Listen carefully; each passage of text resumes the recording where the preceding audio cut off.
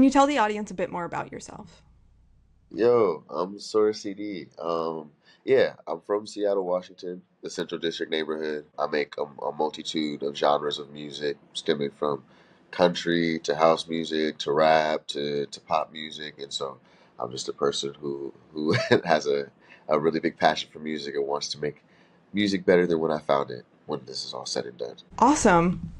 And what's the story behind your artist name, Sora CD? I'm guessing the CD comes from either Central District in Yeah, Seattle. Okay, it cool. does. Initially, when I started doing music, seriously or professionally, whatever you would like to call it, I was kind of, I was still tentative about how many people I would let in on that journey.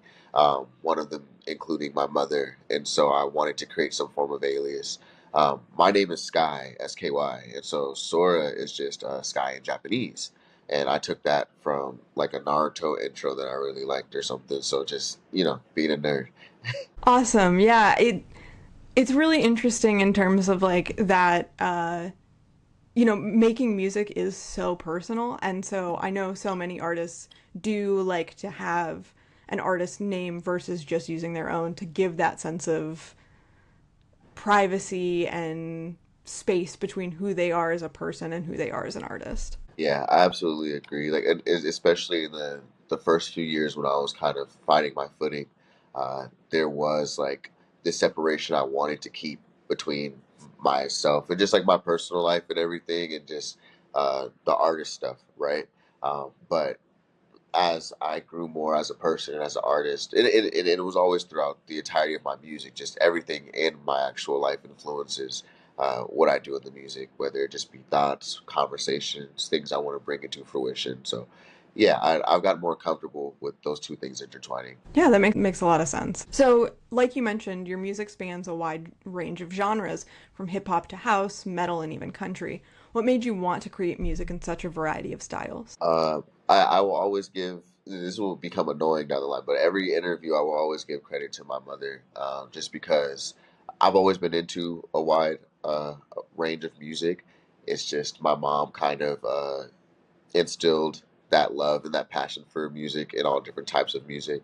I won't air her out, but she was really into downloading music back in the day. And so every time I would come home from school or those dreaded Sunday cleanup days, I would hear my mom playing music off of the speakers, for just everything from UK R&B to pop music. All of my first rock music was through my mom.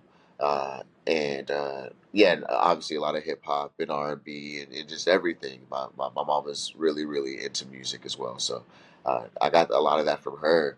And also just my personal interest. I'm a huge wrestling fan. So yeah, I grew up watching a lot of wrestling through my dad, and a lot of the most exciting parts about that is the entrance, and so you hear the music and you see the people come out, and so I took a lot of the music from wrestling and incorporated that into my interest in. That's why my first, I would say, year of my career, I was doing like rap and metal fusions, just because that was the two biggest genres I had listened to growing up. So and then just with the addition of like pop music and country, in the later stages, I've just been focusing a lot more on songwriting and connecting to people. And I believe wholeheartedly that rap is like the greatest tool for that. I think that in terms of linguistics and how it translates to people, I think rap really sharpened my knife in terms of how I connect to people.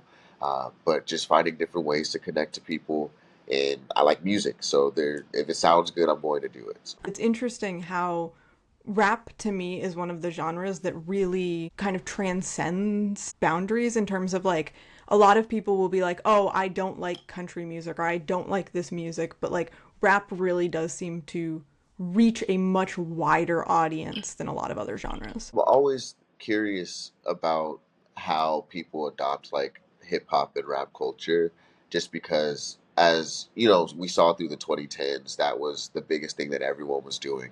And as we're shifting out of that being the mainstream, as we're shifting towards things like pop and country kind of coming back into style, I always think about how, like, since country is coming back into style, I think about country a lot. I study country a lot, and I can see it from as early as like a Florida Georgia Line, all the way to like a Morgan Wallen now or a Post Malone, where the root of a lot of the modern music is still hip hop. I would look at like Ariana Grande or even just like if you think of Espresso by Sabrina Carpenter, a lot of people have likened that to a Say So by Doja Cat. And so it's still cool to see that in the root of a lot of these things, hip hop and rap are still there. And I think that's something that just speaks to the art form. Yeah, and as well from like a very commercial standpoint in terms of like when we look at a lot of the artists, like major artists who are getting these like big partnerships with corporations, things like Right. McDonald's and whatever, it's a lot of times very heavily focused on rap artists and hip hop artists and things like that. Yeah. And even when you think about like you were speaking of sponsorships, someone like Shabuzi, I think he just got a Jack Daniel sponsorship off of the Tipsy song, and even still, the foundation of that career is hip hop. And a lot of his big looks, and even speaking of whiskey now, Beyonce just released her whiskey, and that comes from hip hop and rap culture, and thinking about how it makes money is always been a thing that has been interesting to me as well. I just think that there's so much originality and individuality and realness and authenticity in a lot of the characters we see in the hip hop space, which allows various types of people to identify with those characters. For sure. It also kind of like in terms of an advertising marketing kind of thing hits to a niche that a lot of other things do not, which is younger men. Younger men can be a really hard demographic to target, and rap really, really leans into that demographic. And so, from an advertising standpoint, you've got these people who allow you this entrance into this group that can be really, really hard to gain entrance into otherwise. And I think the coolest part about hip hop now is that it is so diverse. So I think we're going to start seeing shifts and changes in those. Uh, but from 2018 onward, women have been running hip hop for the most part, and you have all types of rappers and people in the space now. It's so cool to see how things have evolved and changed. Like my favorite song of like this summer has been Rain by Skywater, and they're like a black British non-binary artist, and everyone loves them, and that's cool. You wouldn't be able to see that at least 10 years ago in the rap space. So I think the evolution of things are only going to add to those demographics widening, and yeah, more money. I definitely agree. You can also see it too with like Megan the Stallion's new song that has Yes. all the Japanese influences. So let's see. Next question is, how do you ensure your discography maintains a cohesive identity while exploring these different genres and styles? That is the best question I've ever been asked. Because that's the hardest thing. That is the hardest thing. It's so difficult to want to explore so many different realms in the music space while also making sure you retain people that like you for what they came for. And that was one of my biggest hurdles initially. Like my first, I would say, big song was a song called Get Lost, which is like a metal rap fusion, right? But like shortly after that, I didn't want to scream anymore, and I don't think I've screamed since. Like it's been like 4 years, and so I was like, um, kind of like, why aren't people just going on the journey? And I personally think it's cool when I see someone that can do very very well in a lot of different styles of music. I'm a person who believes in trying to push music as far as it can go. I'm just a nut. So I just realized that everyone's not a nut like me. And trying to keep that consistency has been easier these days, but kind of breaking it into sections. So for around, 3 months, I will stick with one sound or genre that I'm into, and then I will move to the next block of music. So I'm trying to do more of, I guess, like the mixtapes or EPs are more centered on specific sounds, and then the albums are all going to be multi-genre. So I'm trying to do it that way now. Nice. So they're like kind of eras of you as an artist, since the eras thing has become very large in terms of a marketing term. Sure. Yeah, sure. Yeah, I don't know what era I guess I'm in the luminary era right now. I guess that's where I'm at. But I want it to be above, an era. I want it to be like soundtrack to life. Everyone said that, but that's kind of what I'm aiming for. Yeah, that makes sense. And, like we were kind of talking about earlier too, I think a lot of the blending of genres that we've seen from artists like Shabuzi or Little Nas X and stuff like that, I Yeah. think so much of that is being pushed forward by rap and hip hop culture. This blending of genres that had previously been a little bit more like you need to stay in your lane. This is your genre. This is what you have to make. I think rap and hip hop have really kind of pushed people to really re-examine that in a cool way. Yeah, and you look at everyone from because I believe once rap became pop music, we kind of embraced it in a way that people weren't expecting. To where we just like some of my favorite songs are the weird and quirky songs that blend a lot of these sounds, and it's so cool to see that it's becoming more normalized. Even from just like a passion standpoint, because initially I felt like it was from a commercial standpoint where people wanted to reach all these separate demographics to make the most money. And we got used to artists making multiple genres of music and trying their hands, and collaboration is really key in a lot of that. The expansion of international music has always been a big key in that, especially throughout the 2010s, as we saw Afro beats and Piano and all of the music coming from people like Anuel AA and Peso Pluma and Bad Bunny, Carol G and Rosalia. Like we have mainstream flamenco songs now because of Rosalia. So I think it's so cool that we're able to appreciate music in such a way now. Yeah, I definitely agree. I think, obviously streaming has very, very clear drawbacks in terms of artist compensation. But for me, my thing that I will always like say about streaming is that it has enabled this kind of unparalleled access that in the days where you were restricted both by having the money to make physical copies of your media to begin with, because that's so fucking expensive, but Yeah. also then second of all to need that gatekeeper access of getting that physical media into a store, and those stores only being willing to sell what they are gatekeeping essentially. And so with streaming, because this access has just opened up in such a way, and like if I want to, I can go listen to Mongolian throat singing and stuff like Yeah. that. It Now we've got Mongolian throat singing metal bands that are super popular, and like that's so cool. And it allows everyone to participate, which gives us a lot of really creative music that I don't think we would have ever heard it otherwise. I'm constantly evaluating my age, so it's like I'm racing against 9-year-olds on BandLab who are really talented and can only make music that like can come to their mind and at that age. And I think that is is amazing that everyone can also take part in music and show off what they can do and allow everyone to take part in those sounds and then evolve those sounds and build off of it. I completely agree. One of the big things for me and our philosophy with Friday is that I don't ever want to do reviews per se. Like I just want to share music that I think is exciting and fun, or that someone is going to resonate with, because like there's so much cool stuff out there to be discovered. And there are 9-year-olds making music, and like I don't want to come out here and be like, oh, this is bad, because like first of all, that's so subjective. Like because if something is bringing someone joy and it has listeners, then it cannot be bad, essentially, is like my view on it.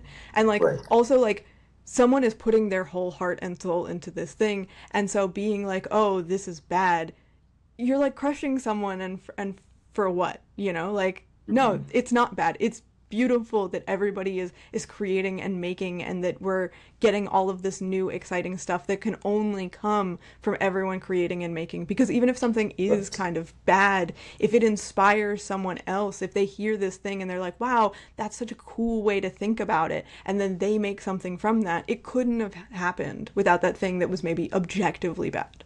Right. No, that's an opinion I wish more people had about music. Just because, yeah, as a person who makes music, a good part of it is seeing the vision before it's like before the vision is fully realized. And so a lot of music that I like to listen to is sometimes music that is not objectively good, but I can see where these things could lead. And I was like, oh, that is so cool and interesting that, you know, a brain could think of that.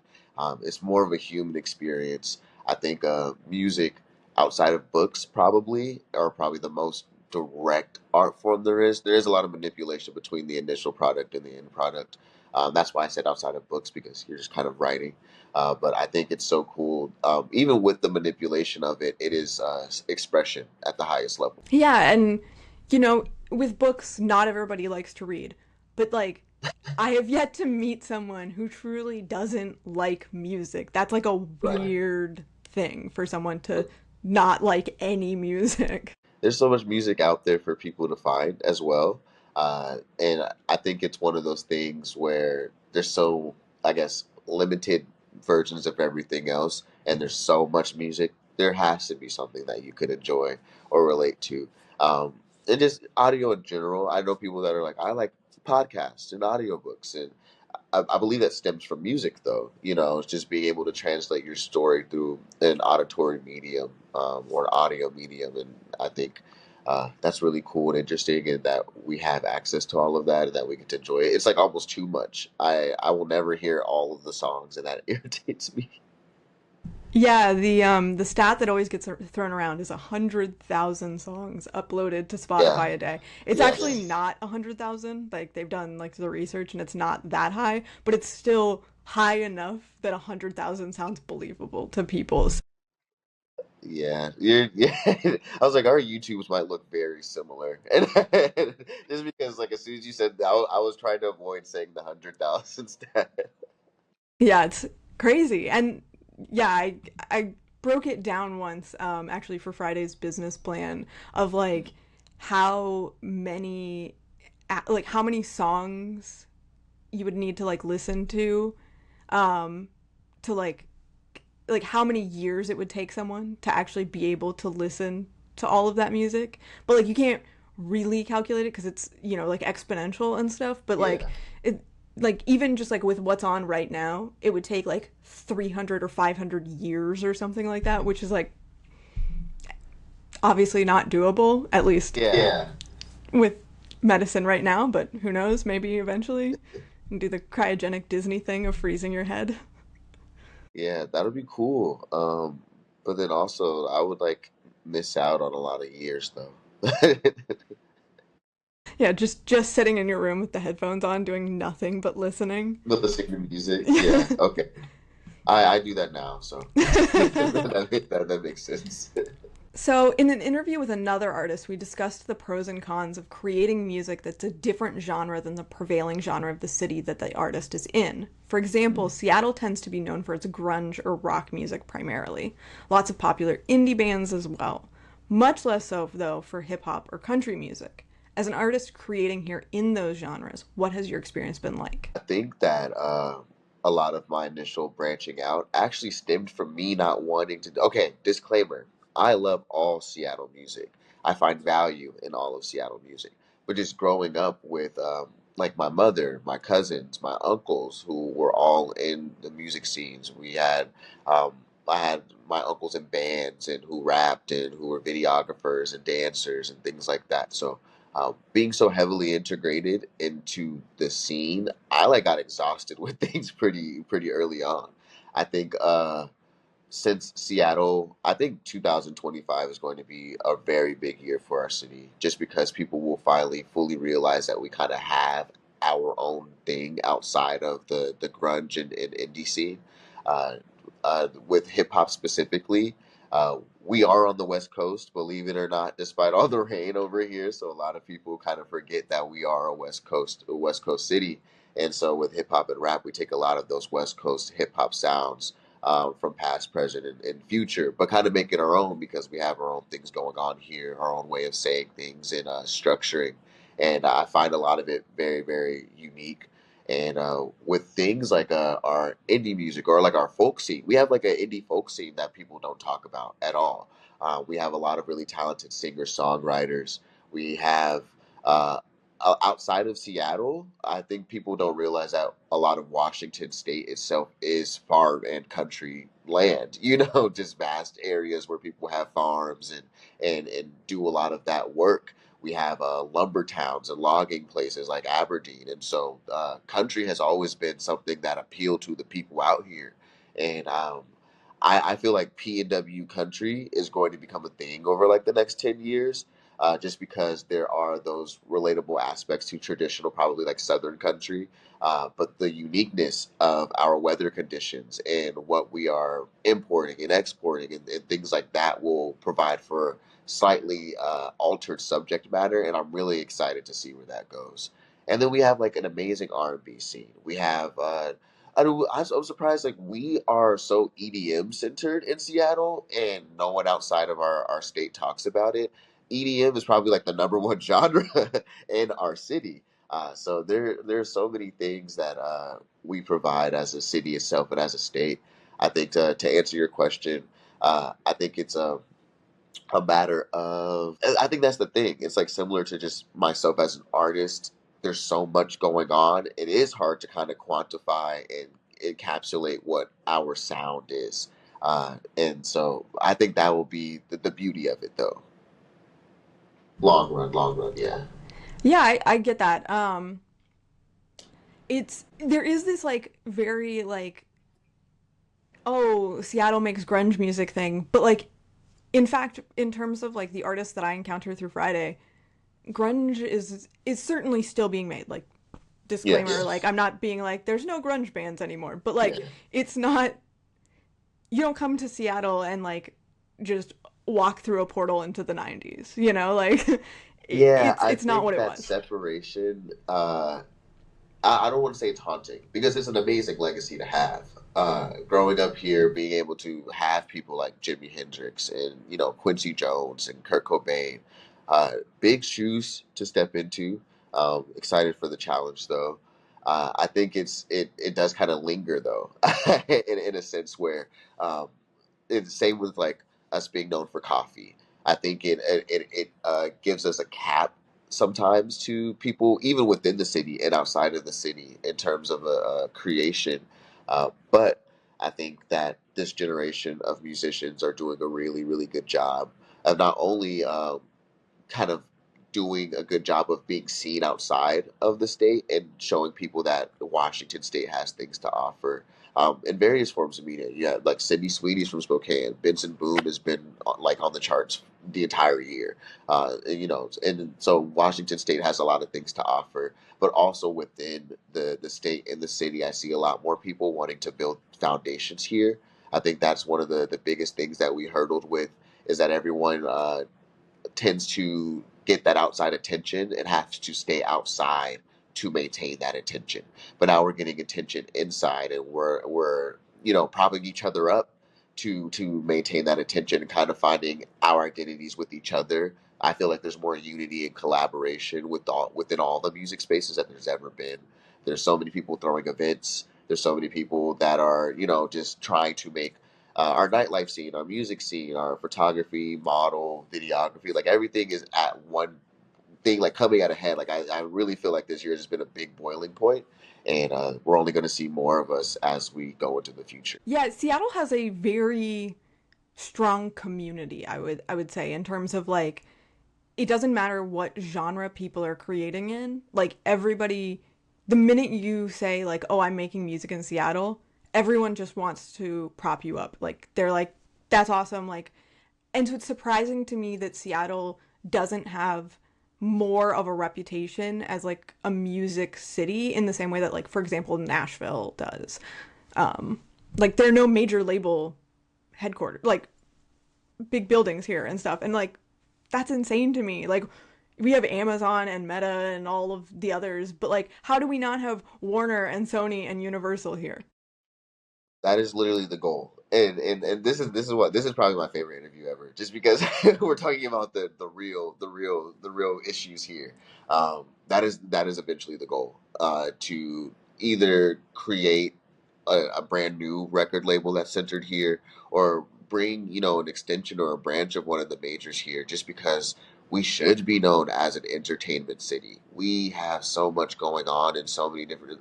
Like I was at a drag show last weekend, and I was just like, why aren't we not like internationally known for drag? Why are we not internationally known for rap or like anything outside of like that grunge sphere? But at the same time, you're right. We do have all of these technology corporations and just a lot of just big corporations in general. Boeing with planes and all of the other ones you just mentioned.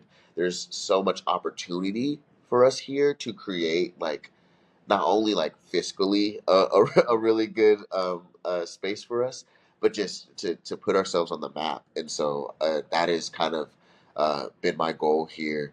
I kind of took away from wanting to be like the guy. I feel like a lot of people sometimes want to be that person that puts the city on the map, and everything that gets attributed to that city goes through them. And I definitely had been in that space before.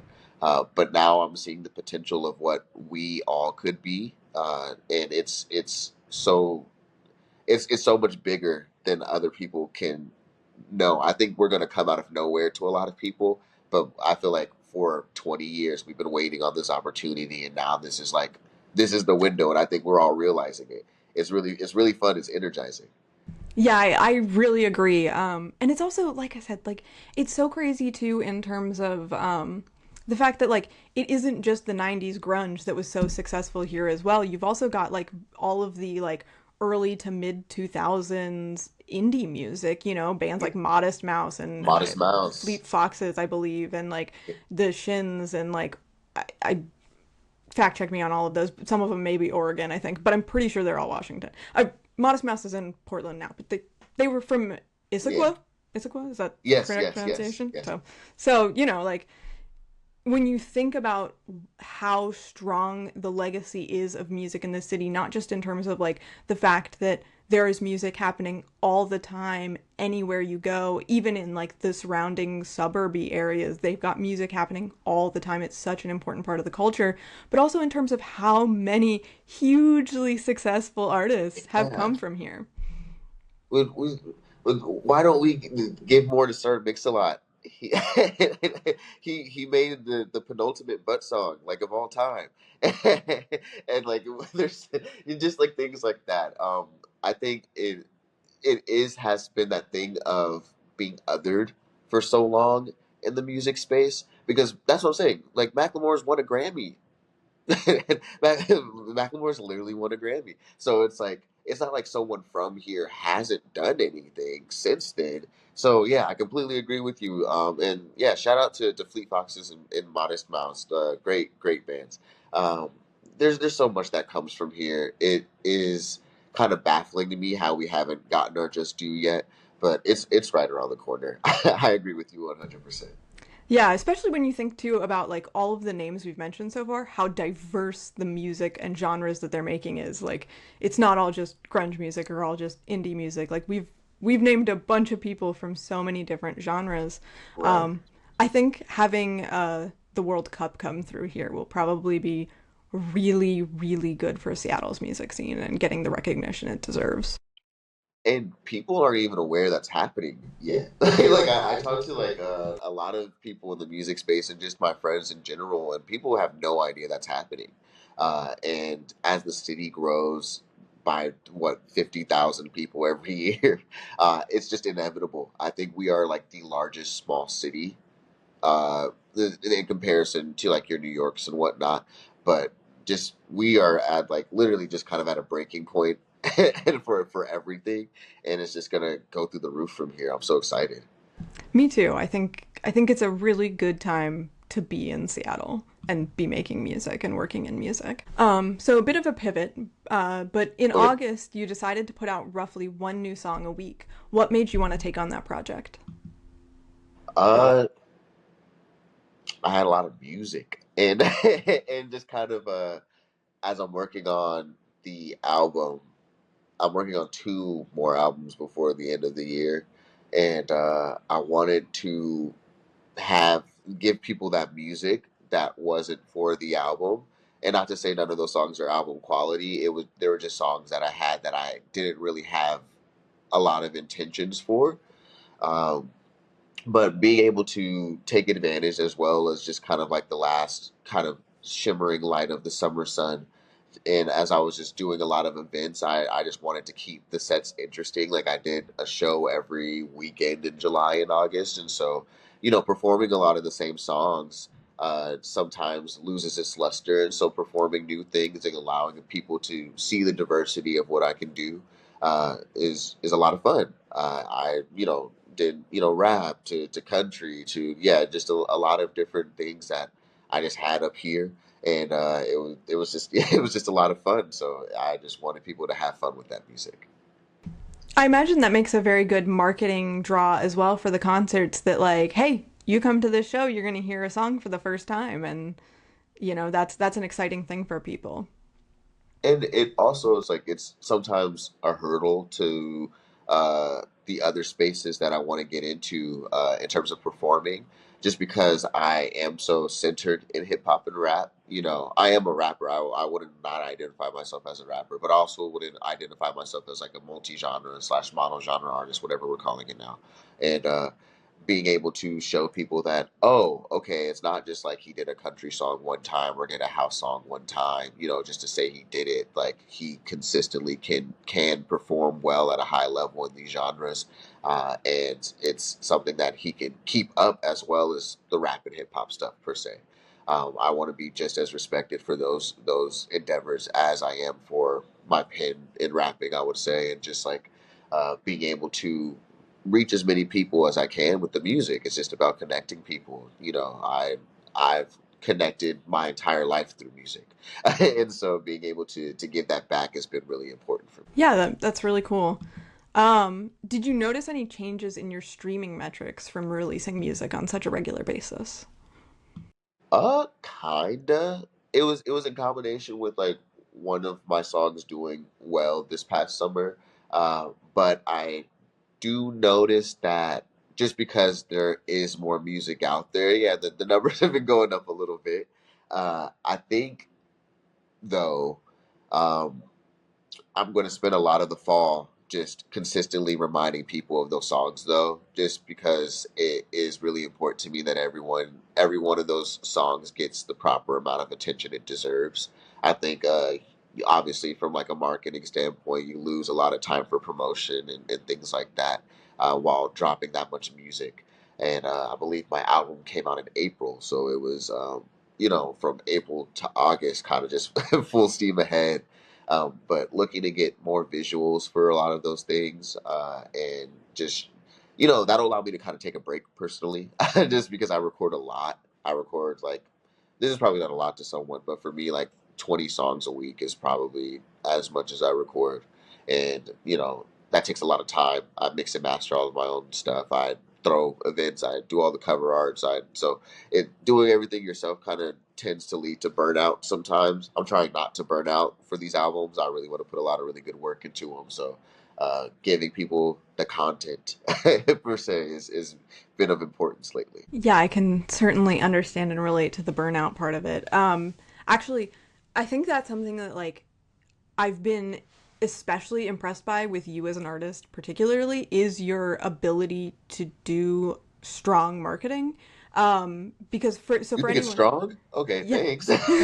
Well, for anyone who's watching who has not been to your Instagram, one of the things that you do that I wish every artist did, I think it's such a good thing to be doing, is you put out that regular graphic that has upcoming shows and like what you're Yeah, working. I think that's so smart and so good because like for example, like I'll have artists that we work with and I'll see that they're having a show like the day of the show and I'm like I right. wish I knew about that sooner. Um and so I think it's so nice that like when you go to your profile and that it's like one of the first things that you have pinned on your profile. You go to your profile and it's right there. That's I can't stress to you how And much I wish more artists did that and how good I think that is. well, it's like it's hard for me sometimes to keep up with all of the stuff because I try and do a lot. Like I spend like 30 minutes a day emailing and DMing people, so I'm trying to do a lot. That is the goal is kind of to do the most. You only got one life, so it's hard for me even to keep up with a lot of the stuff that I'm doing, and it'll probably be even harder for someone that is a newer fan or even like an older fan, or my mom, just people in my life to know what I'm doing on a consistent basis, and just kind of have that thing they can go back to instead of me just like, okay, and also just going through music. People hate being spammed in their DMs. I still do it sometimes, but people hate being spammed over and over and over again when you got new stuff coming. It kind of tires people out. And just having everything laid out allows people to schedule things around you more. I had a hard time getting people to my shows initially, just because it was so few and far between initially, but it was also just kind of like, okay, I have the show at the end of the week. And sometimes a week is not enough time for people to get their babysitter, to take that time off of work, to do whatever they need to do. So being able to put that in front of people's eyes and get me on their radar has helped a lot. As a person who went to school briefly for marketing, it's my favorite thing. It's my favorite thing and my most hated thing about music, just because it's so fun and interesting. I like world building. I like kind of seeing what people are into, and trying to target things towards that. But also, I think that sometimes people get so into the idea of like the perfect marketing, the perfect targeted ad, the perfect piece of promotion that it kind of loses form. It kind of supersedes the art at some points. So I try and get a balance between making sure that the music is always the most important thing, but also kind of playing with how I present that to people.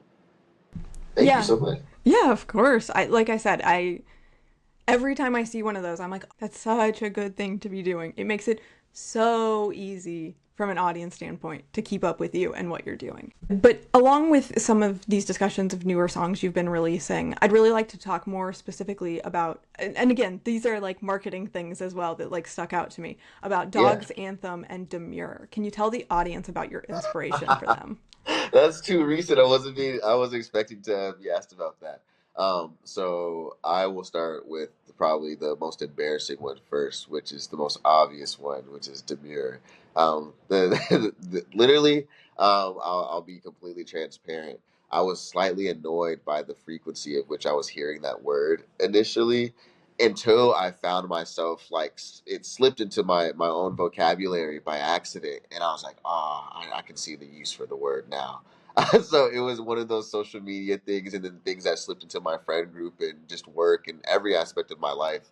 And usually with those things, I can already spot it. Like, okay, as soon as something gets popular, someone's gonna make a song about that in roughly around like 2 days. Like, you don't have a large window to capitalize on things like that.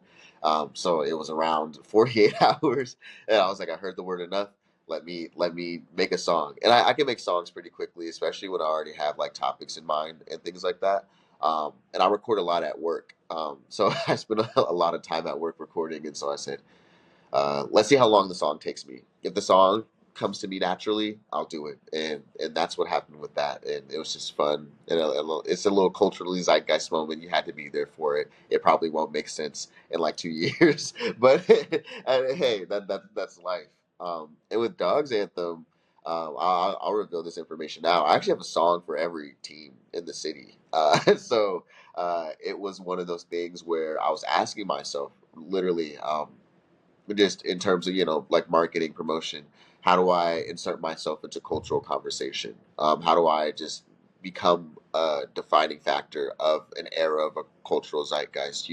I watch a lot of videos about like the 90s and 80s and the 2000s, and just about pop culture and what was popular during that time. Like, I want to be like the kazoo. We don't really use them anymore, but like they're still cool to me, and they were cool then. So it's like, I want to be able to consistently create kazoos and be able to be a staple in conversation. So with the sports teams, Huskies initially was the spark of my initial passion was to become a football player. I was 5, I believe, and I was watching the Torchlight Parade with my mom, and I saw one of the giant floaties with the helmet and the mascot.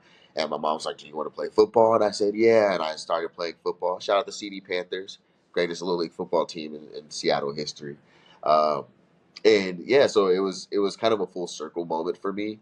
I had an idea of just like, okay, what can I do that would be fun, that would add something to the city, and something that could help me, get more eyes on me as well. And I think those songs help bring the community together. I think that there are always things like that in other places. Whether it's like I was thinking a lot about a lot of the crowd participation that happens in soccer games overseas and things like that. Wanting to have something that people could like, or just like the Seahawks chant. I incorporated into the song I have for the Seahawks. That's coming soon, but just things that you can anywhere you go in the world you can connect to that, and so that's where that came from. Go dogs.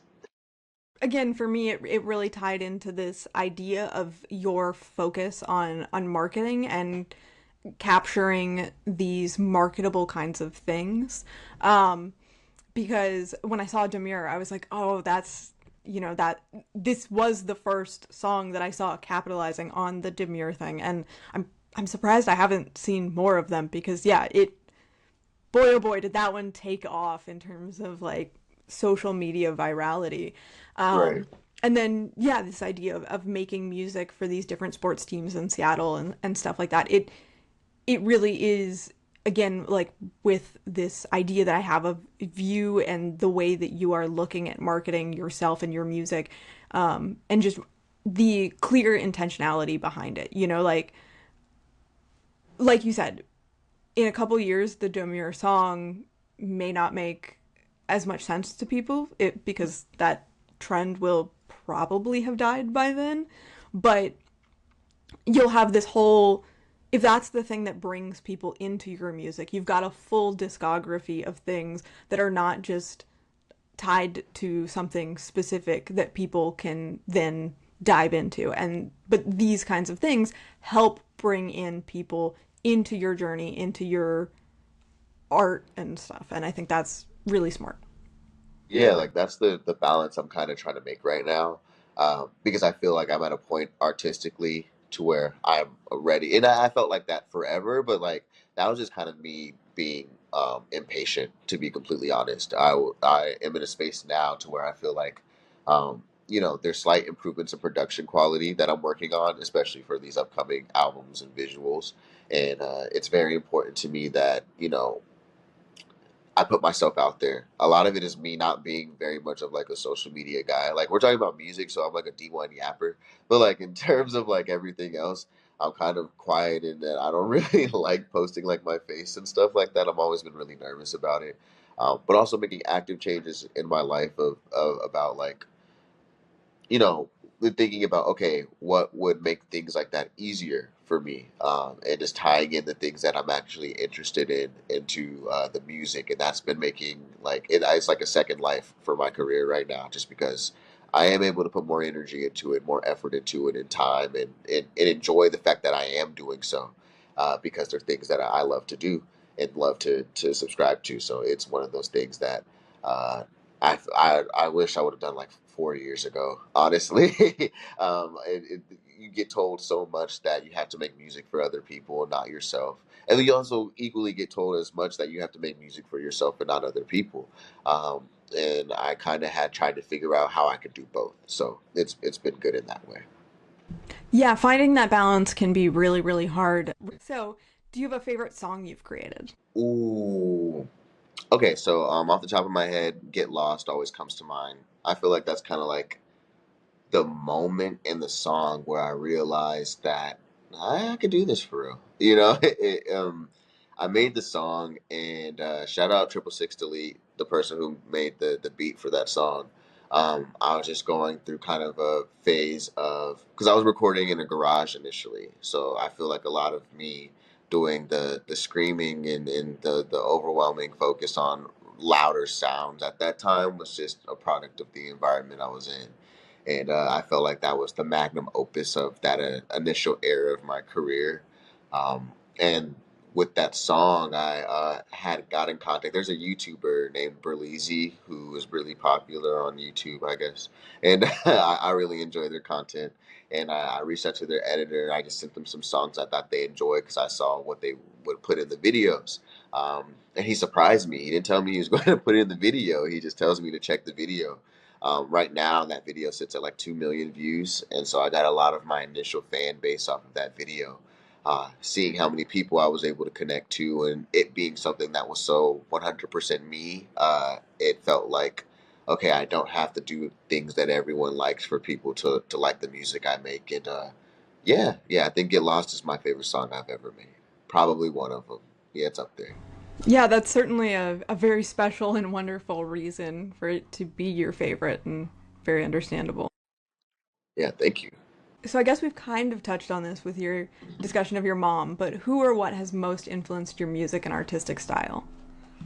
Yeah, so yeah, I guess we talked about my mom already, so she would definitely be the answer for that.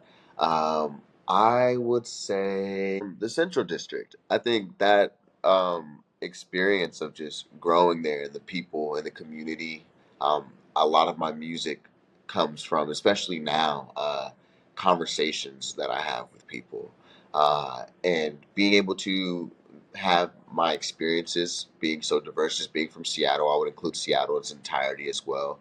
We have so many different cultures here. It's just a giant melting pot of a lot of different experiences.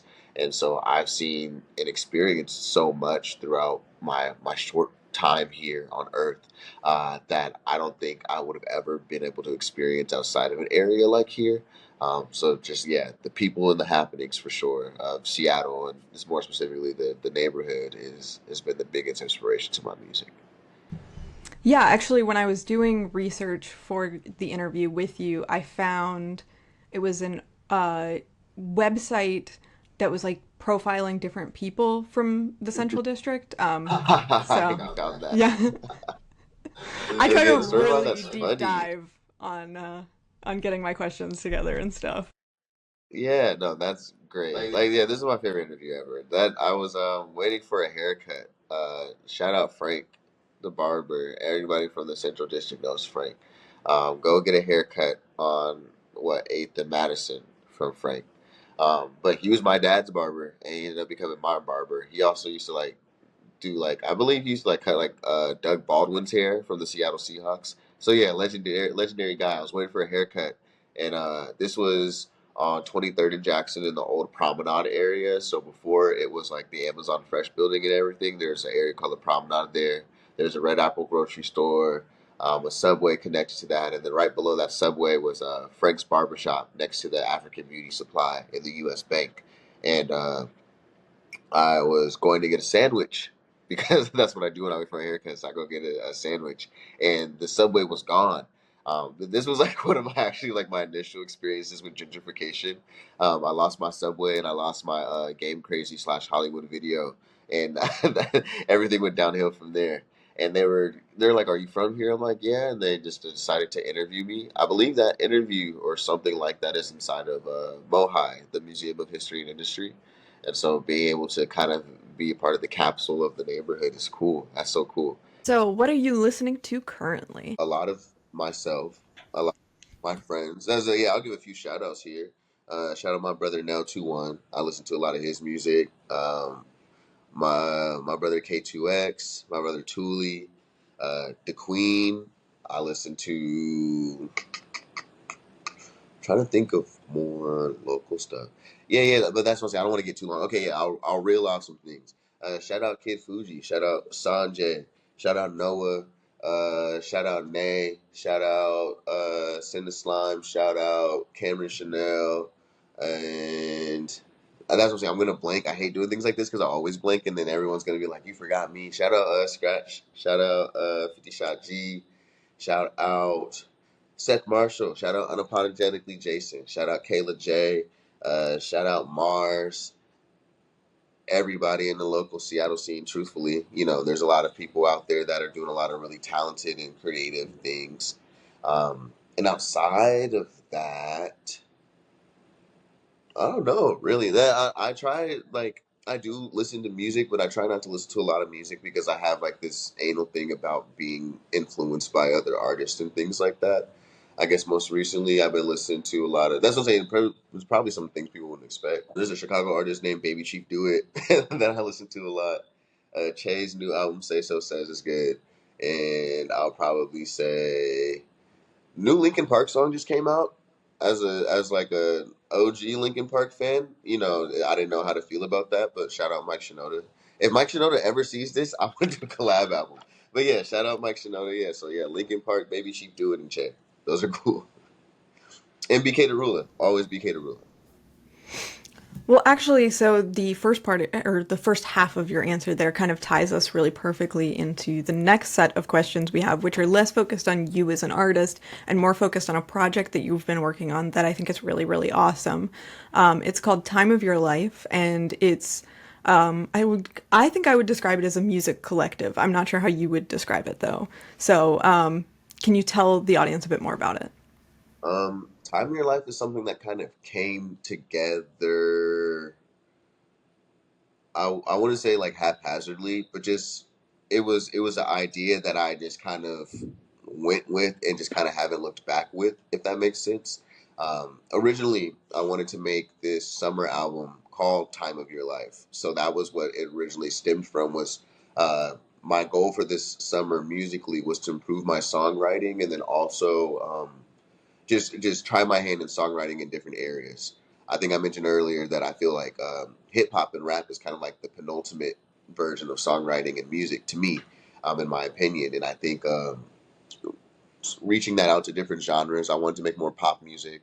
I wanted to make more country, and like on my album too, the one who changed everything. I have like ballads on there and stuff. So I'm trying like my hand at different forms of songwriting and trying to evoke different emotions. And with the Time of Your Life album, initially, I wanted to make the perfect summer album. So like a concise, maybe like 9 songs, 10 songs, but all different genres, all centered around like that, the concept, the energy, and the feeling of the summer. And that never happened. That kind of materialized into the events themselves. So we started with some rooftop events and started throwing some live shows. And Tyree Life has just been great. I think we just did 3 months, September 15th. That was our last show at Vermilion, and that was our 3 month anniversary. And so for us to do 6 events in that short amount of time has been great. It's allowed me to get closer to a lot of people in the music space and just in the creative space in general. We don't just have live shows and musical concerts. We cook. We do rooftop parties. We have a lot of talented people who design clothes and sell clothes and have their own lines that we have jewelry as well and different things like that. And then we try to bring together every form of creative avenue in Seattle, whether it be modeling, photography, et cetera, et cetera. So to describe Time of Your Life, I'd say it's more of a Seattle creative experience rather than like a collective, just because we have rotating cast every time. That's like so far, I'm the only one behind it. So yeah, not really collective, just kind of a dude. And yeah, but Time of Your Life has been great. It's more than I've ever imagined it would be, and I'm having a great time with it. The time of my life, you could say. What goals do you have for Time of Your Life moving forward? Um, I would love for Time of Your Life to turn into, I guess, on the music side, like a festival. I think when I look at other artist ran festivals and other music festivals around the world, I think Seattle has the potential to not just replicate it, but have their own spin on it 100%. I think with the facilities that we have within the city, the people that we have within the city, and like the differences in all of those people, a lot of individuals, I feel like we can create um, uh, a space, a bubble where there could be tons of individuals together. I think that's always been the goal of Time in Your Life, is just to showcase how unified we are despite our differences. I think that's really cool. And then just for other spaces, there's just been talks without anything being confirmed, just talks of highlighting different things, having different events so we can center more on the videography and photography side of things, get more photographers and designers linked with models in the spaces and doing things like that. Having more, I guess, specific themes nights for music, whether it just be like our EDM scene that's really top and emerging, R&B. We have an amazing R&B scene, indie folk singer songwriter, like even a country night we're thinking about. So just trying to pull all the things that people may not even know that's here together and trying to show that to Seattle and beyond is going to be the goal. I just want to highlight as much talent as possible. Yeah, it's I know we talked about this to some degree before, but it really is interesting in terms of like how vast Seattle's music scene is in terms of how unrecognized Seattle is by the like, the music industry at large. Because like this summer, I know one of the things that we worked on was doing trying to do a bunch of playlists around the different festivals. And what ended up happening was there were more festivals than I could even keep track of. And it was really neat because like, you know, I've lived in big cities before. I've lived in New York City, for example. And I don't remember to that same degree. You know, there were big festivals. There were concerts every weekend in the summer, and there, you know, Governor's Ball and stuff like that. But like, it didn't feel overwhelming to keep up with the way that it does in Seattle in the best way possible. I think it's like we have like such a DIY spirit here. I think a lot of what happened post pandemic too. I feel like we don't really we don't want to talk about it just because it's still kind of recent. It's still kind of recent, but this post pandemic, this the eagerness of everyone to get outside and do things in community oriented spaces was so high. And the reason I even started Time of Your Life is just because I saw so many people in the Seattle scene um, doing their own DIY events, whether it's underground raves or emo nights or your Y2K nights or anything like that, and then just other people putting on their own concerts and giving themselves as well as the people around them the abilities to have platforms was very interesting to me. And as a person who like sends out God how many knows emails per day, trying to perform live because that's my favorite aspect of music. It's just everything is planned out so far in advance. There's so like limited like slots available, and then sometimes you get into like the negative aspects of the music biz and just dealing with different people and entities that provide challenges in that area. So trying to cut out the middleman in that way and just okay, I've been around enough events. I paid to perform before. I haven't paid to perform before. I kind of learned throughout my experience the structure of these things. And so just knowing how much money to put together and who to put on is is kind of like the crux of it. I think it's a really big opportunity. I think it's a lot of fun to take on. Yeah, it really is interesting in terms of, you know, kind of something that you mentioned there that like even with how many festivals and how many concert venues and stuff there are here, it's still really hard to get a spot in one of them because there are so many artists, which is why they can support so many different festivals and venues. It's really hard because there is so much music here. And it takes a lot of legwork too. Like even when I was first starting out and I was trying to get performances, I was really frustrated at myself for the fact that I wasn't able to get on these performances or these festivals. And it was like a thing where I didn't even know about like an electronic press kit. I didn't have any headshots. There's actually just I guess a lot of requirements because it's all centered around money. And so if the venue can't make money, they don't want to bring anyone in who doesn't make money, which makes sense. But that kind of eliminates a lot of one people you could take a chance on and be able to build that foundation to be able to bring in money the next time. A lot of how music is made today and a lot of just how music has always been made, it's always just been kind of in-house initially, at least in our region. A lot of it's in-house, a lot of it is DIY, and then I guess in this modern era, it's not even like about having a local fan base anymore. You could put your song on the internet and make twice as much money, go on tour, do that off of the internet.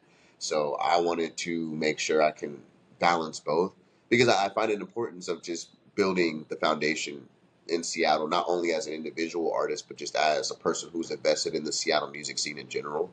But yeah, there's so many avenues and stuff that you think with all these bars and all of these clubs and all of these venues and lounges and speakeasies and art galleries and different areas, like everyone would have a show.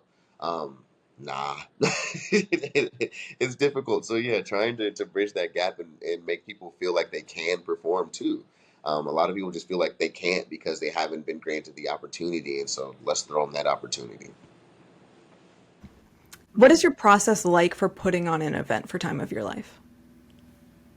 Okay, so you have to have a place where you're hosting the event, and so I try and look around and see what spaces there are and what spaces that we could turn into our own. Like the big thing about Time of Your Life is that I want it to be different opposed to all of the other events. Like yes, there's decorations and things in place, but being able to kind of create an experience where people can walk in and feel like they're in their own universe, like they're not just at like a local Seattle show, is really important to me. And also, I guess just equally enough, like outside of finding a venue, like lineup is usually first, and just seeing where people's schedules are in. I try and match it up with what's going on in the city. So if there's any like sporting events or major concerts that we can get overflow from, I want to be able to do that. So those are kind of the main three things I think of initially: is who's available, what's going on around us, and getting a venue. And then afterwards, is just putting the lineup together, and I think that's one of my favorite parts, is because I'm able to see everyone's music, and then create the best gradual flow for the lineup. I kind of like putting the artists that sound similar or sounds that blend into each other close together, so it can just feel like a natural progression. And I make all the posters and flyers. So after I get a venue and nail all that down, I'll make the flyer and the poster. Then we're up, and then when we're up, we throw it in the group chat, and then we're running an event at that point. So a lot of the people around the area have been great. Our last event at Vermilion's been great. That's our second event at Vermilion, and the people there are so amazing in terms of giving us a chance and bringing so much, I guess, new talent, because until people hear us, we're still new, and so giving a lot of new talent a chance, and yeah, finding those spaces, and then just creating uh, the best lineup and the best engaging creative artwork for it, and then we're off to the races. It's pretty simple, honestly. I'm surprised about how simple it's been. It's more complicated towards showtime and things like that. People cancel. People want to move their times. People are coming from different parts of the state. People have work. People have kids. So it's like there's real human obligations behind this. And then just making sure lights running correctly, sounds running correctly, promotion is done the right way, making sure that everyone's getting in and getting out safely, and things like that, and that we're constantly keeping people entertained, and making sure that when we have music going, that all the artists say where you could find them, name their Instagrams, making sure we have a way to capture the event and keep retention has been the biggest part, is getting everyone familiar with the artist, getting everyone familiar with the Time of Your Life concept, and just hoping people come back the next time. If anyone watching this is interested in joining Time of Your Life, in terms of like the Instagram group chat, how should they go about that? It's pretty simple. DM. Yeah. I'm one person, and I'm a pretty simple person. If what you have going on is good, whether it's like my cup of tea or not, but I can like see the vision, or you're able to articulate the vision properly, throw you on an event. Whether, like I said, it's music, whether it's light or sound. Like if you are interested in being like a stagehand, if it's you have a design or a clothing line. If you design clothes, if you thrift clothes and sell clothes, if you do jewelry, you do anything, it's supposed to be an outlet for people to take a step towards their dreams for real. So DM myself, CD SoraCD at the Time of Your Life page. That's TOYL 206. Time of Your Life, like the acronym. And yeah, DM us. We can get something working, and we're really really trying to get these ticketed events going so we can start paying the artists and the vendors and the people that work with us. So we're always trying to get money in people's pockets, and we're always trying to have events as consistently as possible to make sure people constantly have a stage, high quality photos and videos of them doing what they're doing. So when it comes to time for them to have another opportunity where they can make money and make a living off of their passion, they have that. They have that catalog. They have that platform. So yeah, Time of Your Life, pop out.